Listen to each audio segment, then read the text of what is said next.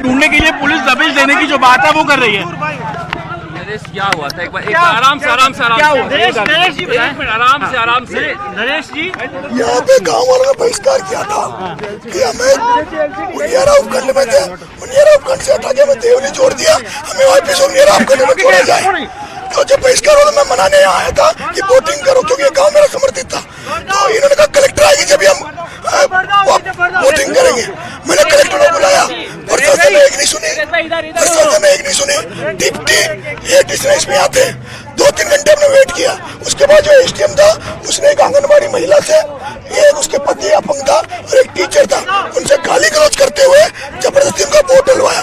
Vote जब डलवाया उस समय मैं पूरा गाँव उत्तेजित हुआ, मैं गुस्से में था, मैंने एसडीएम के थप्पड़ चढ़ा। ये बात सही है, थप्पड़ चढ़ने के बाद मामला शांत हुआ। हम लोग नरेश जी ये तो मानते हैं कि आपने थप्पड़ आपने मारा था? बिल्कुल माना था।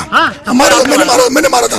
क्यों मारा था? इसलिए मारा था, उस एसडीएम ने जो कन्हैया चौधरी का एजेंट था, बीजेपी का एजेंट था, जो एसडीएम मालपुरा लगा हुआ है कन्हैया के एरिया में, उसको यहाँ आरोप बनाया था। वो यहाँ पूरे एरिया में मुझे हराने के लिए पूरा प्रयास कर रहा था। उसने यहाँ फर्जी वोटिंग तड़ा के 3 वोट डला के उसका ये मन था कि भाई बहिष्कार कैंसिल हो गया। फिर गांव के आदमियों को फिर जब उसका पाने वाले स्टेज लगा रखा था, मैं यही खड़ा था, हमने यहाँ पंक्ति लगा दी थी, खाने की पंक्ति लगा दी थी, हमने खाने की पिकअप आ गई थी, पुलिस वाले पिकअप को लाने नहीं दे रहे थे।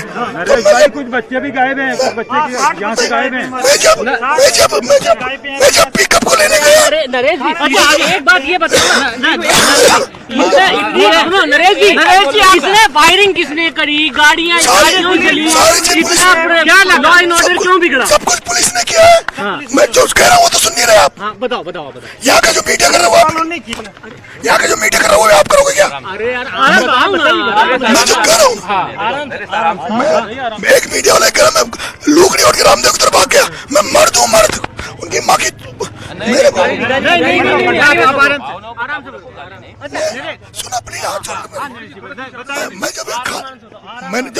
मैंने खाने की लाइनें लगा दी थी, यहाँ ये पत्रकार थे 2-3, उनको पता है। मैंने उनको कहा पत्रकारों को भाई आप खाना खा लो, सुबह से भूखे हो, हमारे खाना नहीं आने दे रहे थे।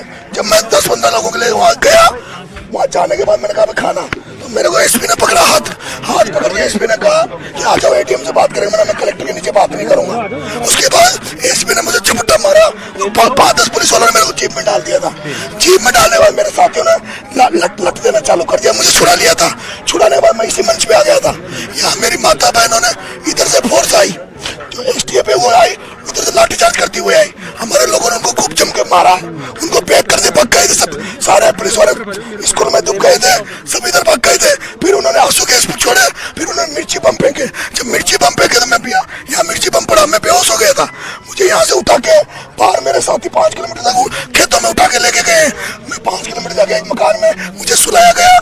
मुझे जब शाम को होश आया, जब यहाँ आग जनी हो रही थी, यहाँ औरतों को घरों में देखो कांच वार तोड़ रखे, औरतों घरों में मारा, कुछ के आग जनी करिए, यहाँ पीछे आग लगाई है। कुछ बच्चे रात को बेहोश हो गए थे आगे उसके ब्लास्टिंग से। और उसके बाद में रात भर उन्होंने जिस तरह कुटाराघात किया, यहाँ पे महिलाओं को मारा है, लोगों को मारा है, लेकिन मीडिया सही बात नहीं बता रहा। मीडिया थप्पड़ मारना जायज था क्या? जायज था, उस चोर को जायज था जो गलत काम कर रहा था, कर्तव्य का निर्वहन नहीं कर रहा था। वो व्यक्ति फर्जी वोटिंग करवा रहा था जबरदस्ती। उस व्यक्ति ने एक दलित महिला के साथ बूंदी में किया, वो हमेशा इस तरह से किया। पुलिस को करी थी मैंने, खूब करी थी, सुनने को दिया।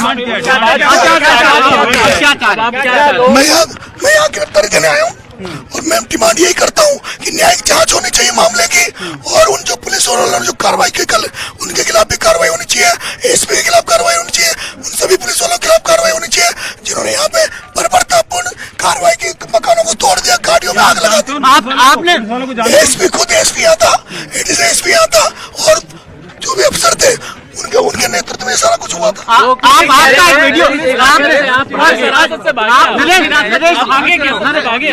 पुलिस वालों का कहना है कि हम लोग नरेश को गिरफ्तार करने आए थे, मगर अचानक से हमला हो गया जिसकी वजह से सब कुछ हुआ। देखिए ये मीडिया वाले थे कई लोग, उन्होंने एक भी मीडिया ने नहीं बताया कि हम खाना खाने के लिए पंक्ति लगा दी थी।